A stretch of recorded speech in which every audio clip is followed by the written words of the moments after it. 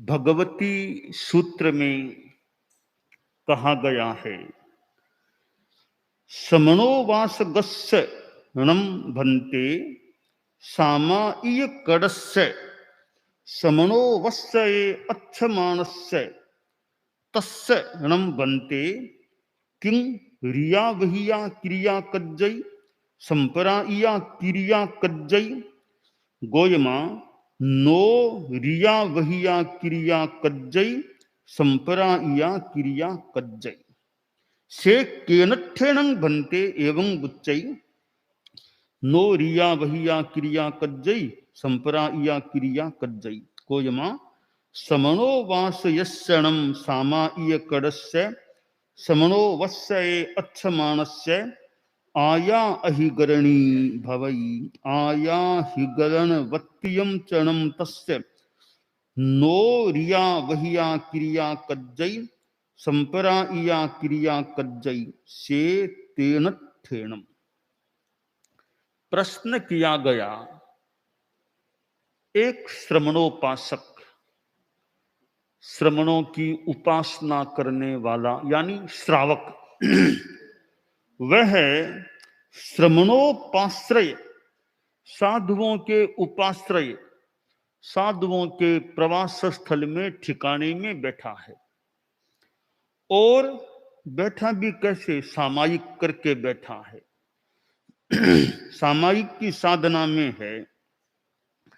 तो वह जो श्रमणोपासक है उसके ऐरियापथि की क्रिया होती है या सांप्रदायिक की क्रिया होती है, यह प्रश्न है। ऐरियापथि की क्रिया है वह वीतराग के होती है। 11वें 12वें 13वें गुणस्थान में होती है।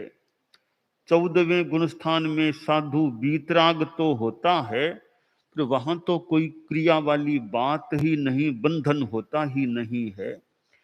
तो 3 गुणस्थानों में 11वें 12वें 13वें गुणस्थान में यह ईरियापथि की या ऐरियापथि की क्रिया होती है। यहां यह प्रश्न किया गया है कि वो श्रमणोपासक है, सामायिक में है, साधुओं के ठिकाने में है, उसके कौन सी क्रिया, ऐरियापथि की या सांप्रदायिक की? मन में यह भी आ सकता है, गौतम स्वामी ने किया तो यह क्या प्रश्न किया? वो तो श्रावक है, उसके क्या पूछना कि कौन सी क्रिया होती है? जब साधु के भी सांप्रदायिकी होने की बात होती है तो श्रावक के लिए ऐसा प्रश्न पूछना क्या महत्व रखता है, क्या मतलब रखता है? आगम में ये ऐरियापथि की सांप्रदायिकी की अनेक जगह चर्चा हुई है।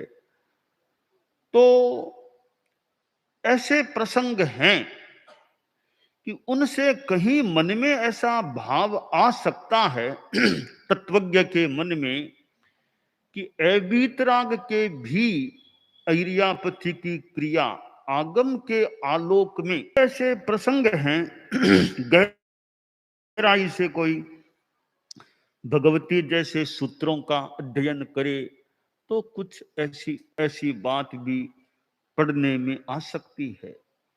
यहां यह प्रश्न किया गया है तो उस संदर्भ में एक बात यह है कि भाई श्रमणोपासक है, साधुओं के ठिकाने में बैठा है और सामायिक में बैठा है। तो सामायिक में है तो आशा करें सामायिक में समता भाव, सामायिक में तो समता में बैठा होगा, सामायिक समता में है, समता भाव में होगा, तो वो साधना में है। नंबर 1। नंबर 2, स्थान भी तो सामान्य नहीं है ना, साधुओं का ठिकाना, साधुओं का ठिकाना तो वहां का माहौल भी धर्म का ही आमतौर से मिलने की अधिक संभावना, एक धार्मिक माहौल में बैठा है। तीसरी बात, आशा करें वहां साधु लोग खुद भी तो होंगे ना, तो साधुओं के सानिध्य में बैठा है, खुद श्रमणोपासक है, सामायिक में है। साधुओं के स्थान का भी कुछ अपना व्यावहारिक महत्व है। अब एक तो आप लोग घर में सामायिक करें, एक संतों के ठिकाने में करो, दोनों में अंतर पड़ सकता है। घर में आप हैं, मान लो कभी कोई बच्चे बातें करते हैं, कभी कोई बच्चा रोता है, कभी घर की बातें आसपास हो रही है, इधर रसोई बन रही है, इधर कोई स्नान कर रहा है, इधर कोई संबंधी लोग आ रहे हैं जा रहे हैं, कोई सामान लेना खरीदना आदि की बातें हो रही है। तो घर का माहौल अलग। साधुओं के ठिकाने में बैठे हैं तो वहां आपके न कोई ऐसी स्थितियों से काफी बचाव हो सकता। ठिकाना ही नहीं, आप यहाँ कुटीरों में सेवा करते हैं, एक आप घरों में अपने गांव में रहें, उसमें भी फर्क पड़ सकता है। अब यहाँ कुटीरों में आसपास जो हैं, घर छोड़ करके यहाँ आ गए हैं, तो यहाँ एक और तो न आपको मान लो ऑफिस जाना है, न दुकान में बैठना है, ना तो धर्म का ही मुख्य काम है। खाना खाया, आराम किया, आवश्यक काम किया, वापिस आ जाओ, पंडाल में बैठ जाओ, संतों सत्यों के पास बैठ जाओ, सामायिक कर लो, दिन भर भले जितनी सामायिक करते रहो। तो घर में रहें तो इतने सामायिक होना मुश्किल है, पर यहाँ जितनी हो सकती है, घर छोड़ के आ गए हैं, या और विशेष कोई काम ही नहीं है। तो यह धार्मिक माहौल का भी एक अपना महत्व हो सकता है। तो शास्त्रकार ने यहाँ भगवती में कहा वो साधुओं के ठिकाने में है, सामायिक में है। मान ले, आशा करें साधुओं का सानिध्य भी होगा। तो आम पर से तो संत गोचरी आदि को छोड़ दें तो ठिकाने में मिल जाते हैं। तो ऐसी स्थिति में वो बड़ा समता भाव में होगा। तो कौन सी क्रिया इरियापथिकी का बंद होता है या सांप्रदायिकी का? पहले से 10वें गुणस्थान तक सामान्य जो मान्यता है, सांप्रदायिकी क्रिया यानी कषाय युक्त अवस्था की क्रिया होती है। तो यह प्रश्न पूछा, उस श्रमणोपासक के कौन सी क्रिया लगती है? उत्तर दिया गया गौतम, वह जो श्रमणोपासक है, कृत सामायिक है, साधुओं के उपाश्रय में है, उसकी आत्मा अधिकरण है, वो अविरति वाला है, और भी उसका घर आदि से संबंध का भाव भीतर में है। ऐसी स्थिति में उसके वो जो आत्मा है, वो आत्मा अधिकरण प्रत्यय है, अधिकरण वाली है। इसलिए उसके इरियापथी की क्रिया नहीं होती, सांप्रदायिकी क्रिया ही होती है, सकसाई क्रिया वो ही होती है। यह श्रावक के संदर्भ में बात है।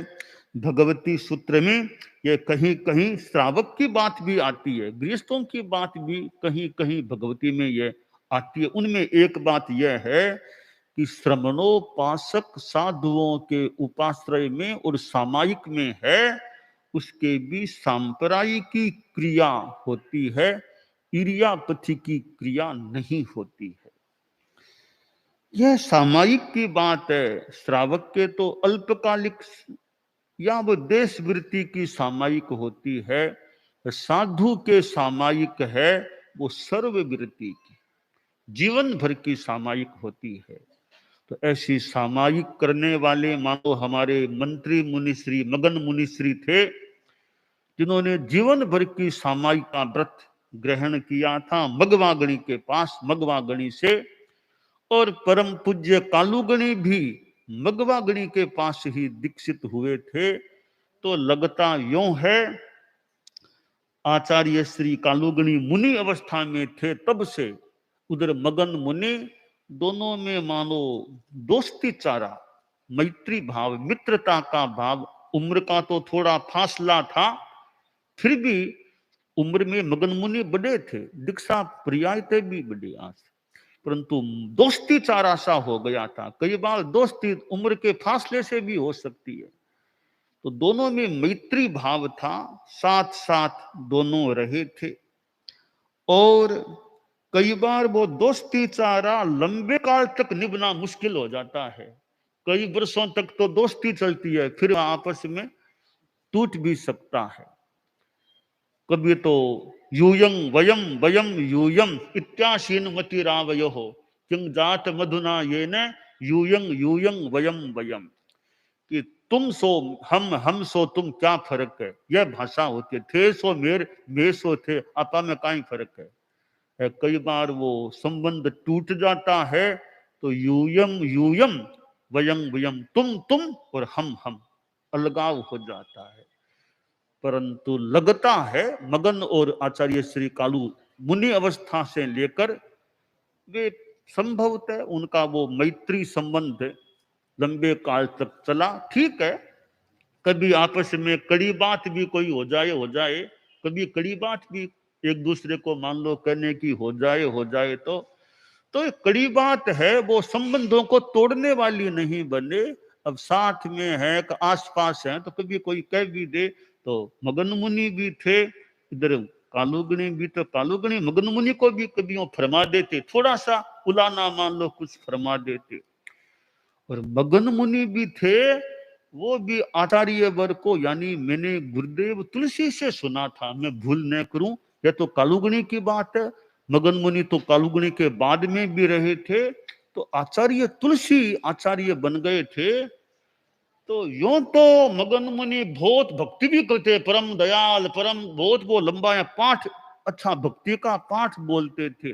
कदाचित वे थोड़ी कड़ी भी कर देते। मैंने गुरुदेव तुलसी से संभवतः सुना था कि मगन मुनि थे ना, एक बार वो मेरे पास आए, तो मगन मुनि आए तो थोड़ी कोई व्यवस्था संबंधी बात चल गई मगन मुनि से आचार्य तुलसी की। तो आचार्य तुलसी ने, शायद उम्र भी वो थोड़ी कम हो का नहीं, काम वो संभालते ही है, काम होता ही है, काम से। तो मगन मुनि का आंख लाल करके बोले, गुरुदेव तुलसी को आंख लाल बोले, कहते हैं इतना कड़ाई से बोले तो सारा काम गतरस हो जावे लो, आप खुद काम देखा करो। तो कड़ाई से लाल आंख करके बोले, मतलब तो यो तो इतना परम दयाल, परम गवाल, परम इतना यो भक्ति का पाठ बोलते। गुरुदेव तुलसी ने मुझे, हम लोग कई होंगे या मैं भी था, तो फरमाया कि एक बार तो उन्होंने लाल आंख करके मुझे बोला कि काम गतर सुझाव लो, तुम क्या काम। तो ऐसा मुझे कड़ा भी उन्होंने कहा था।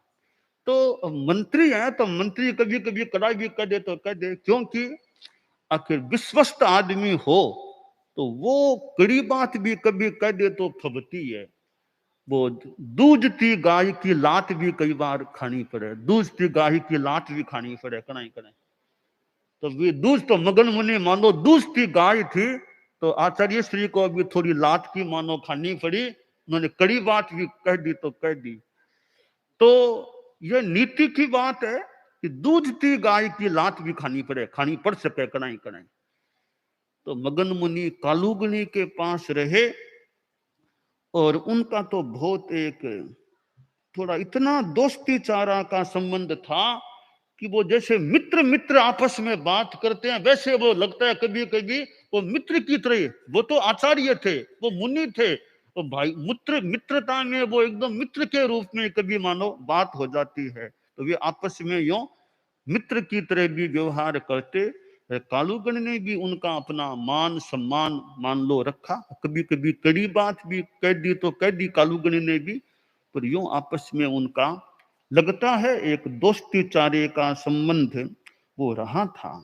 और मगन मुनि को मंत्री तो आचार्य तुलसी ने घोषित किया।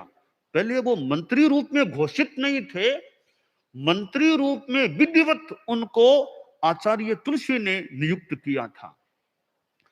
और बाद में वो थोड़ी बात सुनी थी हमने, किसी श्रावक ने मगन मुनि से कहा कि मगन मुनि आप मंत्री बन चुके होंगे, का मगन मुनि मगन लाल जी स्वामी आचार्य श्री के लारे तो पीढ़ी चाल जी सी, यानी उस टाइम जो आचार्य थे, का आचार्य श्री के लारे तो पीढ़ी चाल जी सी, पर आपकी पीढ़ी ऊती जावेली, आपकी पीढ़ी यानी आपके लारे होना मुश्किल है मंत्री। अब आचार्य श्री के लारे तो आगो आगे मान लिया कोई हो जावेला, आशा है, पर आप पड़ी पीढ़ी ऊती दस चालनी मुश्किल है आगे। ऐसे वो मगन मुनि थे। हालांकि श्रावक ने कहा तो उसकी बात में भी कुछ सच्चाई है कि बाद में वर्षों तक फिर कोई बाद में योग संयोग से सुमेरमल जी स्वामी लाडनू जरूर मंत्री मुनि के रूप में आसीन हुए। वे भी कुछ वर्ष रहे, तो बीच में काफी अंतराल, बाद में भी अभाव वर्तमान तक। तो मगन मुनि हमारे धर्म संघ के घोषित रूप में संभवतः पहले मंत्री थे आचार्यों के, दूसरे में फिर संभवतः मुनि श्री सुमेरमल जी स्वामी लाडनू घोषित रूप में मंत्री के स्थान पर आसीन हुए थे। तो आचार्यों को इस प्रकार जो बहुत अच्छा सहयोग देने वाले संत हों तो अच्छी बात है। और यूं हमारे कालुगणी के समय में भी देखें तो साध्वियों में भी अनेक रही हैं। अब जैसे कालुगणी के समय में एक तो साध्वी प्रमुखा जी के रूप में यानी मुखिया साध्वी, एक और साध्वी और कालुगणी के सानिध्य में, जैसे कान कंवर जी तो वो साध्वी प्रमुखा कह दे जो भी वो थी, झमकुट जी साध्वी प्रमुखा नहीं, फिर कालुगणी के पास वो सेवा करने वाली थी, कालुगणी के पास रहती थी। तो यूं हमारे संघ में अनेक प्रसंग ऐसे साधुओं में भी हैं कि कभी साध्वी प्रमुखा और एक और साध्वी आचार्यों के पास काम करने वाली ऐसी स्थितियां भी रही है, और कभी एक ही केवल साध्वी प्रमुखा मुखिया साध्वी ही रही, ऐसी भी स्थिति आई है। इसी प्रकार संतों में अनेक संत, एक कालू जी स्वामी जो रेल मगरा वाले थे, हालांकि उनको मंत्री पद तो संभवतः नहीं मिला, तो वो भी अपने आप में जोरदार के संत थे, बहुत अच्छे संत थे, जो आचार्यों के अच्छे एक संग में मानिस्ते साधु थे। और लगता है तभी डालगणी का निर्णय उनके मुख से हुआ, इतने मानिस्ते संत थे। तो ऐसे हमारे धर्म संघ में मैं आज भी देखता हूं, संतों में अनेक हमारे संत आज भी हैं। मंत्री पद तो ऑफिशियली मिले न मिले, अपने अपने ढंग से सेवाएं देने वाले हमारे अनेक संत गुरुकुलवास में भी आज हैं। नारा में भी कई संत हमारे अच्छे काम करने वाले हैं। गुरुकुलवास वालों का ज्यादा काम पड़ता है आचार्यों से निकट में रहने का, बात आदि करने का। तो हमारे संघ में आज भी अनेक संत अपने अपने ढंग से, ठीक है सबकी बराबरी सबकी तुलना हो न हो, अपने अपने ढंग से काम करने वाले हैं, दायित्व निभाने वाले हैं, कठिनाई में भी मनोबल से आगे बढ़ने वाले, व्यवस्थाओं को ध्यान देने वाले, ध्यान में लेने वाले अनेक हमारे संत भी हैं। तो हमारे साध्वियों में भी साध्वी प्रमुखा जी हैं, साध्वी वरिया हैं, तो और भी हमारे साध्वियां संघ में काम करने वाले दो तो हमारे मुख्य हैं ही। साध्वी प्रमुखा जी तो हमारे धर्म संघ में साध्वी समुदाय में सर्वोच्च हैं ही हैं, नंबर 1 के स्थान पर हैं। इधर हमारे साध्वी वरिया संबुद्ध यसा है, वे भी हमारे धर्म संघ में साध्वी समुदाय में नंबर 2 पर आसीन हैं, पदासीन भी हैं, अपने ढंग से सेवा दे रहे हैं, काम कर रहे हैं।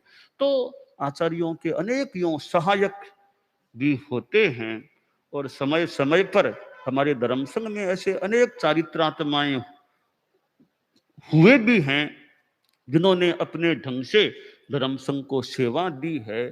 तो मगन मुनि इधर कालुगणी, तो कालुगणी को हम राजा मान लें तो मगन मुनि उनके दीवान कह दें, मंत्री कह दें, उस रूप वो घोषित भले नहीं रहे होंगे पर व्यवहार में एक तरह से वो मंत्री के रूप में अघोषित मंत्री से थे।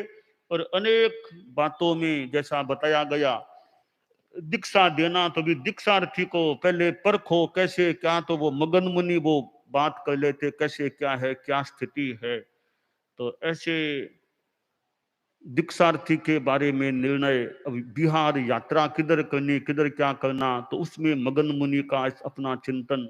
तो यूं आचार्यों के बड़े एक मानो आलंबन या सहायक थे, जो कई बातों में आचार्य मगन जी हैं, मगन जी देख लेंगे तो मगन जी जैसा कहें। यानी मैंने सुना कि जैसे कालुगणी भी कोई निर्णय करना होता, ऐसा कोई यात्रा का या कोई ऐसा, तो देखते मगन मुनि की क्या इच्छा है, मगन मुनि का क्या सलाह क्या चिंतन है, वो देखते, यानी उस पर वो ध्यान। दीक्षा की घोषणा संभवतः मगन मुनि की क्या राय है, उनके राय पर वो मानो ध्यान देते आचार्य श्री।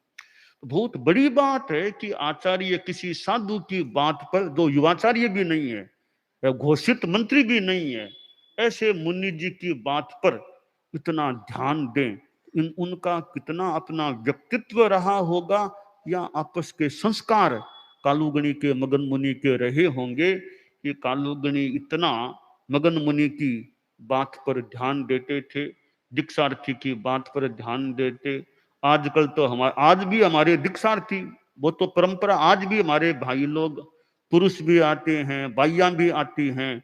तो हमारे भाइयों में तो साध्वी वरिया है, साध्वी प्रमुखा जी, वैसे साध्वियों का, ये भाइयों का, मुमुक्षुओं का, और वो पहले साध्वी वरिया से बात कर लो, फिर साध्वी वरिया जो रिपोर्ट दे उस पर हम ध्यान दे लें क्या बात है। साध्वी प्रमुखा जी हैं, विश्व विवाह जी, पहले कनक प्रभा जी थे। तो साध्वी प्रमुखा जी साध्वियों संबंधी इतनी जो भी स्थितियां हैं, बातें हैं, तो वे कितना ध्यान अपने ढंग से हमारे पास बात लाती है, हमसे चर्चा करती है, बात बताती है।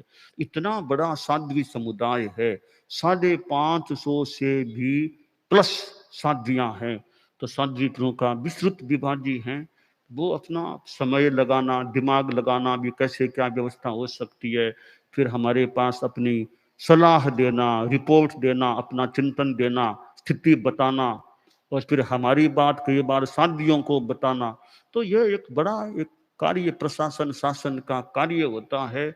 इधर साध्वी प्रमुखा विश्व विभाजी हैं जो सर्वोच्च हैं, इधर नंबर 2 पर साध्वी वरिया है, तो समणियों संबंधी बात पर हमारे पास लाती है, हम बता देते हैं। मुमुक्षु बाइयां है, उनका भी थोड़ा ध्यान देना, शिक्षण आदि का जो भी, तो ये साध्वी वरिया भी अपना काम देख रही है। तो यूं हमारे धर्म संघ में आचार्यों को सहयोग देने वाले भी चारित्रात्माएं होते हैं, और गृहस्थों में भी कई होते हैं। जैसे मैंने कहा था ना कि शुभकर्ण जी दसानी थे, वो गुरुदेव तुलसी के बहुत निकट के व्यक्ति थे, श्रावक थे, इतना समय उनको गुरुदेव तुलसी देते, सेवा कराते। तो ऐसे श्रावकों में और भी ऐसे होते हैं। तो कई कई आचार्यों के बहुत ज्यादा निकट हो जाते हैं किसी किसी आचार्य प्रवर के।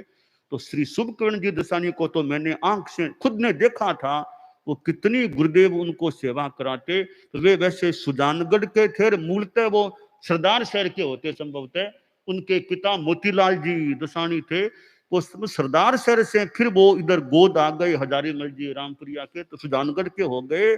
उन्होंने जाति वही बोल रहती, शुभकर्ण दसानी, वो रामपुरिया जाति नहीं बोलते मेरे ख्याल से, शुभकर्ण दसानी बोलते थे, वो मूल दसानी थे सरदार शहर के।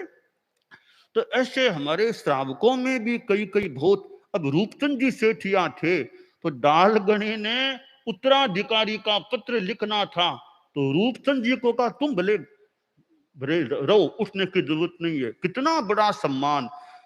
जेठा जी दूर हो गई, मगन मुनि मानो दूर, पर एक श्रावक थे रूपचंद जी सेठिया, उनको दिक्कत नहीं है, भले बैठे रहो यहाँ। तो कितना बड़ा सम्मान है श्रावक समाज का, इतना बड़ा महत्व किसी श्रावक को दालगनी ने दिया। तो ऐसे हमारे श्रावकों में भी कई कई बहुत सेवा देने वाले हैं, अपना समय लगाने वाले, शक्ति लगाने वाले, संघ के लिए खपने वाले। अब जैसे विकट स्थिति आती है, अब कोरोना के काल जो पीछे रहा, तो रास्ते की सेवा में कई कईयों ने, जब हम हैदराबाद गए थे तो कितना एक काल था, कितने लोग उस समय भी रास्ते की सेवा में भी साथ रहे। और भी ऐसी स्थिति में भी कई बार श्रावक लोग भी साथ रहो, अभी कोई बात नहीं, वो मानो अपने को जोखिम में भी थोड़ा डाल करके सेवा को स्वीकार कर। तो ऐसे श्रावक लोग भी हैं, श्राविकाएं भी है। हम हैदराबाद गए थे, तब श्राविकाएं तो शून्य सी कर दी गई, श्राविकाएं साथ नहीं, केवल जेंट्स साथ थे, यानी वो सेलक्स है, अभी भाइयों को साथ नहीं रहना, यानी नहीं रखा जाए, ओनली जेंट्स साथ में रहें। तो कई बार वो श्रावकों को ज्यादा मौका मिलता है ऐसी स्थितियों में। तो मगन मुनि भी हमारे धर्म संघ के एक मंत्री मुनि के स्थान को शोभित करने वाले, मंत्री मुनि स्थान से वे खुद शोभित हुए। तो ऐसे मंत्री मुनि श्री मगनलाल जी स्वामी जो कालुगणी के युग में भी रहे और धर्म संघ के मानो एक पिल्लर थे, एक स्तंभ से थे, ऐसे वो संत थे। तो ऐसे संतों पर भी नाज किया जा सके। और हमारे संत लोग भी आज भी हैं, ठीक है, अपने अपने ढंग से। हमारे कई संत आज भी इधर शादियों में, तो मैंने कहा शादी प्रमुखा जी हैं, शादी भैया, और भी शादियां हैं।